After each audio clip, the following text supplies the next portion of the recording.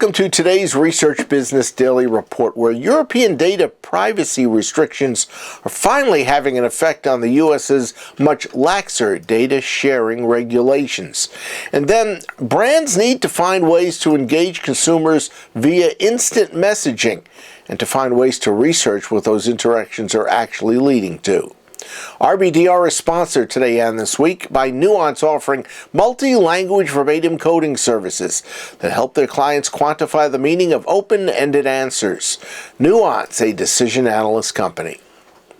United States data privacy regulations have been far less rigid than the restrictions throughout the EU, and for the longest time, America has taken a who cares attitude about what goes on with data on the other side of the Atlantic, but that now, by necessity, may need to come to a crashing halt.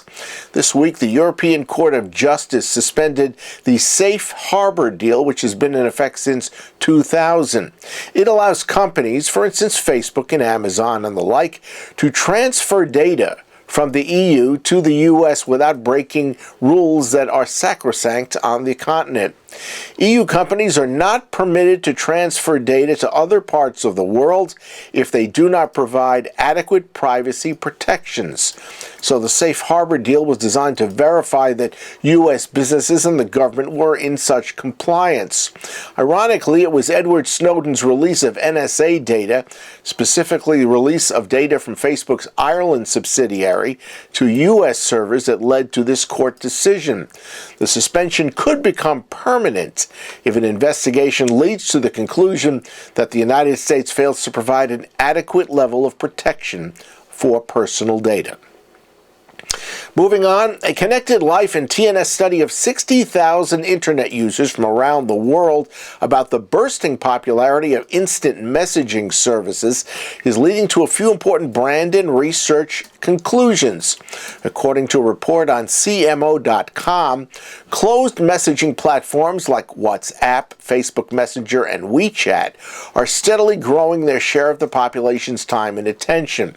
And Connected Life Global Director Joseph Webb explained that as consumers' online habits become more fragmented, meaning they get more involved in instant messaging, brands need to tap into the growing popularity of those elements, and that means a content-driven brand approach that has to move across emerging social media platforms.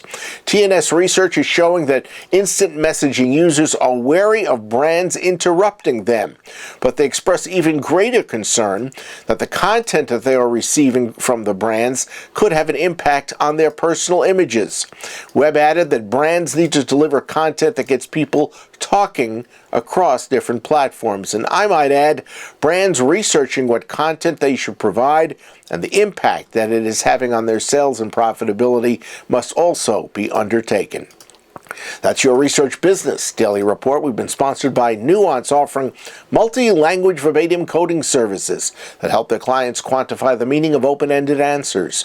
Nuance, a decision analyst company, would like to make it easy for you to find out a lot of important information about them, so a link has been set up. It is www.nuancecoding.com.